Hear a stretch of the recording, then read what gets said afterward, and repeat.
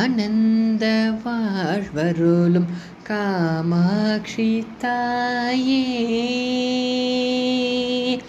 நீ என்னை கைவிட்டால் என் எனம் முறையிடுவேன் காமாட்சி உமையே. ஆனந்த வாழ்வருளும் காமாட்சி தாயே, நின்னையே கதி என்று சரணமையடைந்த என்னை காக்கும் பொறுப்பு உனதல்லவோ அம்மா. ஆனந்த வாழ்வருளும் காமாட்சி தாயே,